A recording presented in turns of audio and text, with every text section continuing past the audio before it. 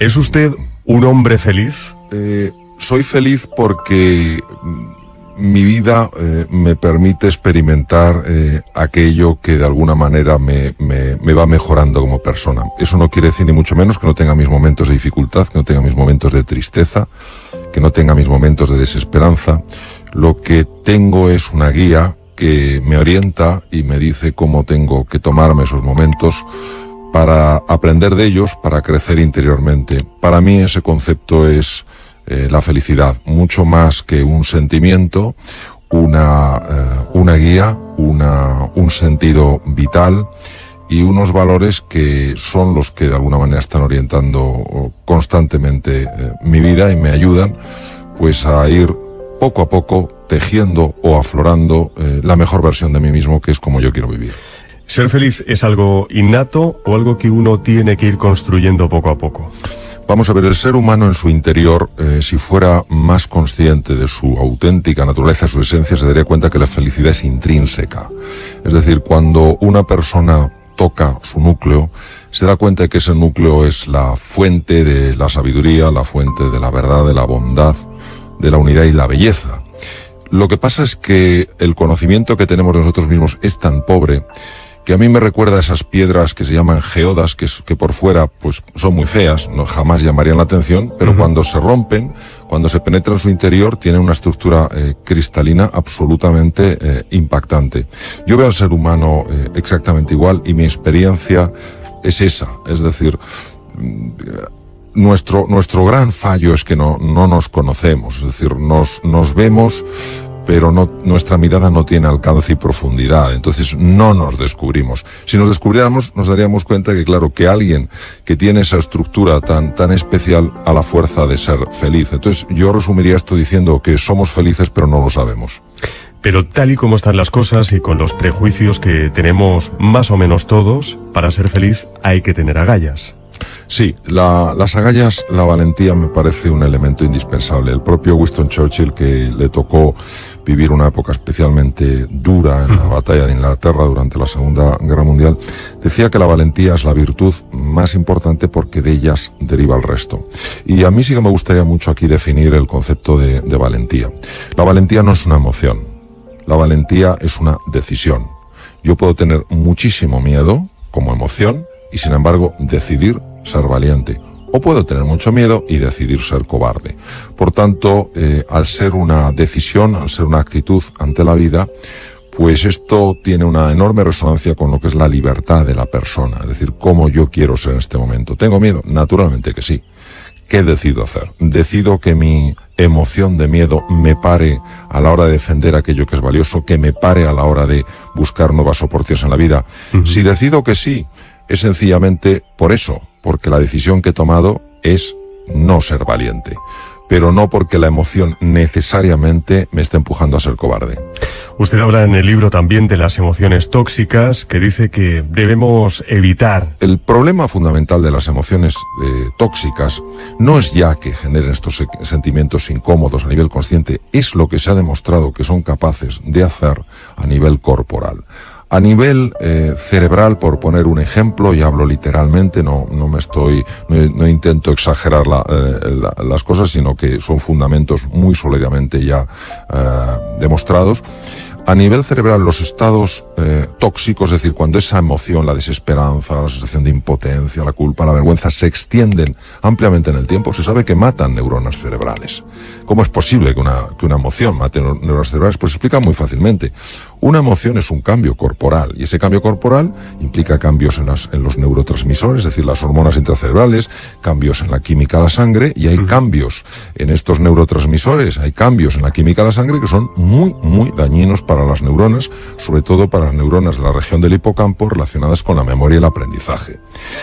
En segundo lugar, pues hay estructuras tremendamente sensibles a las emociones tóxicas, tremendamente sensibles, como todo el sistema de defensa contra bacterias, contra virus y tumores, el sistema inmunológico de una excepcional complejidad casi, no tanto, pero casi tan complejo como el sistema nervioso central y que tiene receptores en su membrana, es decir, puertas de entrada en el interior de esas células. Algunas de las moléculas que se liberan en la sangre cuando tenemos estos estados emocionales tóxicos, al entrar en contacto con esta especie de cerraduras de la célula, producen cambios muy negativos y llegan a inhibir el funcionamiento de estas células. Por eso, por ejemplo, una persona que está pues luchando contra un tumor, lo peor que puede pasar es que esa persona caiga en la desesperanza, caiga en la sensación de impotencia, porque entonces se empieza a liberar una de estas hormonas que se llama el cortisol, y verdaderamente es que esto se sabe, además se sabe hace tiempo, la capacidad de estas células de hacer frente al tumor se reduce considerablemente. Entonces, el tema de las emociones tóxicas no debemos tomárnoslo de una forma ligera. Es decir, una cosa es tener momentos de desesperanza, momentos de impotencia, momentos de tristeza, momentos de culpa, de vergüenza, yo creo que es muy consustancial con el ser humano, y otra cosa es vivir ahí. Vivir en la desesperanza, vivir en la culpa, vivir en la ira, vivir en el resentimiento. Esto es muy, muy, muy nocivo. Cuando se habla de las emociones, cuando se habla de los sentimientos, a veces se habla en un tono, para mí, muy superficial. ¿Qué pasa? Que yo quiero conocer cuál es el fundamento físico de las cosas, no porque crea que todo es físico, no porque crea que todo se explica desde las moléculas o las estructuras corporales, sino porque creo que la biología es una parte muy importante, es una dimensión fundamental de nuestra vida. Entonces, este conocimiento de dónde se origina el miedo, en qué centros cerebrales, por qué se origina, da mucha luz a la hora de saber cómo se gestiona. Por eso, precisamente en el cociente Agallas, una de las cosas en las que hago más énfasis es en explicar los estados afectivos del cerebro, de dónde surgen y cómo se puede gestionar. ¿Estoy diciendo en el libro que sea fácil? No. Estoy diciendo en el libro que es posible. Pero ¿cómo vas a poder gestionar algo que no entiendes ni siquiera cómo funciona? Si tú lo conoces, puedes comprender y entonces puedes gestionarlo y puedes superarte. Ese es el objetivo. Por eso, para mí, la ciencia siempre tendrá en mi vida un papel absolutamente esencial. Sí es cierto que hay personas más resistentes a los golpes de la vida que otras. ¿A qué se debe eso? Ha habido desde hace mucho tiempo el típico debate, que es el debate eterno, ¿no? De se nace, se hace, se entrena, etcétera. Y un poco como diciendo, bueno, la persona se moldea por completo, o la persona nace hecha. Y por eso me gusta tanto la frase de Ortega, no somos un participio, somos un gerundio. No fantástica, fantástica. Exacto, es maravilloso, sí. No estamos hechos del todo, sino que los vamos haciendo. Vamos a ver. Hoy se sabe, porque se pueden utilizar tecnologías muy sofisticadas en niños muy pequeñitos, por ejemplo, poniéndoles unas gorritas que tienen electrodos y que por tanto pueden detectar la actividad cerebral. Utilizando en niños un poquito más mayores cámaras de resonancia funcional magnética que no tienen radiación, que son campos magnéticos, y que una vez que el niño se ha acostumbrado a ese entorno, y para ello hay máquinas que son exactamente igual, pero no funcionan, pero hacen que el niño por lo menos se adapte a la máquina, y cuando se le pasa a la máquina auténtica no nota diferencias, que claro, el funcionamiento de la máquina auténtica es carísimo, entonces claro, no se puede dar uno el lujo de que el niño se adapte en la máquina auténtica, porque eso son horas que es una fortuna lo que vale. Entonces, se ha podido ver que hay niños que nacen ya con una predisposición clara a ser más optimistas en la vida, y hay niños que nacen con una predisposición clara a ser más pesimistas en la vida. Esto no debería sorprendernos, porque cualquier persona que tenga hijos o sobrinos y les ha llevado a una fiesta con otros niños se habrá dado cuenta de que algunos niños muy pequeñitos enseguida están explorando, jugando y relacionándose, y otros niños que se quedan pegados al padre, pegados a la madre, en un rincón, etcétera. Esto, ¿qué quiere decir? ¿Quiere decir que venimos determinados por naturaleza? En absoluto. Quiere decir que venimos por naturaleza con una inclinación, con una tendencia a ver el vaso medio lleno o medio vacío. ¿Por qué digo que es una tendencia? Porque hoy, gracias al conocimiento de la neuroplasticidad, es decir, de la transformación cerebral, y sobre todo lo que significa la fuerza del carácter, por eso el título, el cociente Agallas, se sabe cuando una persona está ilusionada, cuando una persona conoce estos procesos, cuando una persona está verdaderamente comprometida con entrenarse, le puede dar la vuelta a su personalidad como un calcetín. Es decir, una persona que nació con una tendencia a ver la parte oscura, negativa de la vida, empieza a ver el lado positivo. Claro, ver el lado positivo no quiere decir no ver la dificultad, quiere decir fijarse más en la oportunidad. Mientras que personas que nacen con la tendencia a ver el lado positivo, si se duermen en los laureles, si piensan que como ya han nacido con eso, pues está todo hecho, pueden ir perdiendo esa capacidad de ver el lado positivo, contaminándose a veces por la toxicidad que hay en el entorno, porque muchas veces, sobre todo en situaciones complicadas como la actual, donde la mayor parte de las conversaciones lamentablemente son de tono negativo, que es el tipo de contrario que tendríamos que tener, se van contaminando si no hacen un trabajo, porque se fían demasiado con lo que nacieron. Entonces, al final, es verdad que hay personas que nacen con una lotería, les ha tocado la lotería, han nacido con una capacidad sobre todo de ver el lado luminoso de la vida, y hay otros que han nacido con un desafío. Pero esto es como todo en la vida. Unos nacemos con unas cosas, otros nacemos con otras, y al final depende mucho no solo de ese temperamento con el que has nacido, sino de cómo tú, utilizando tu inteligencia y utilizando la fuerza de tu voluntad libre, vas moldeándote a ti mismo. Es decir, vivimos pensando que deberíamos tener una vida mejor, pero no hacemos nada para remediarlo. Sí, vamos a ver. Tenemos una inclinación en general, por supuesto no se puede aplicar a todo el mundo, en general tenemos una tendencia, una inclinación a fijarnos más en lo que no tenemos que en lo que tenemos, en lo que no hemos alcanzado que en todo lo que hemos conseguido, en lo que está mal de la vida y no todas las cosas que están bien. Damos por supuesto tantas cosas y solo nos damos cuenta de su valor cuando lo perdemos. Es decir, yo qué sé, vas perfectamente por la calle, un día te da un tirón y te das cuenta de que te tienes que ir moviendo como puedes. Y esto es una cura de humildad. Entonces, una cosa es ser conscientes de que los límites que nos ponemos muchas veces son límites absolutamente falsos, que nos limitan, que nos encogen, que nos empequeñecen. Y otra cosa es no ser conscientes de que como seres biológicos somos vulnerables, envejecemos, enfermamos, tenemos defectos, tenemos virtudes, tenemos cosas que no llegamos, y congraciarnos, aceptar esa realidad es fundamental. Muchas veces el grado de aceptación que tenemos con nosotros mismos es muy pequeño. Nos apoyamos muy poco en los fracasos, toleramos muy mal nuestras imperfecciones.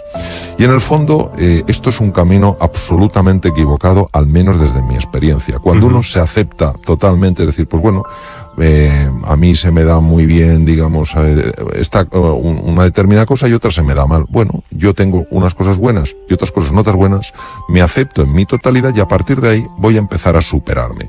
Uno no se supera si se está constantemente criticando o criticando a los demás.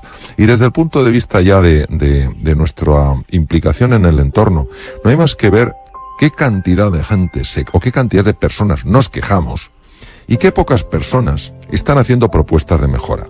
Vamos a ver, la queja, si no va seguida de una propuesta de mejora, no sirve para nada. Pero es más fácil criticar que construir. Mete más ruido un árbol en un bosque que se cae que 100 árboles que están creciendo. Entonces, claro, salvo que haya nacido uno con esa predisposición para ver el lado positivo, tiene que hacer un esfuerzo, tiene que hacer un trabajo diario para enfocar su atención en aquellas cosas de la vida que sí están bien, en aquellas cosas de la vida que sí pueden mejorarse. Aprender a controlar la mente es el mejor camino para tener una vida plena, para cuidar también nuestro cuerpo mejor. Yo casi cambiaría la palabra controlar por gestionar, porque controlar es como intentar dominar, intentar manipular, y la mente es demasiado poderosa como para eso. Sin embargo, gestionarla sí, y por supuesto la gestión de la mente transforma por completo la vida, ya que la mente tiene implicaciones en la salud física, obviamente en todo lo que son procesos mentales, e incluso tiene un impacto a nivel anímico. La actitud contemplativa es una actitud que lo que invita es a la serenidad, al descubrimiento y a saborear la vida. Lo mismo cuando se aplica a la comida, es saborear la comida, no sencillamente engullir. Y la comida tiene mucha más importancia de lo que imaginamos. Está obviamente el tema del sabor, tiene implicaciones sobre todo en el funcionamiento de la flora bacteriana, lo que se llama la microbiota, que a su vez tiene un impacto directo en el funcionamiento del cerebro. Es muy frecuente hoy en día que las personas se quejen de trastornos digestivos y Sí. parte de ese trastorno es por la cantidad de aire que se acumula. Cuando una persona traga la comida en lugar de masticarla adecuadamente, está tragando también aire y el tubo digestivo no sabe qué hacer con ese aire.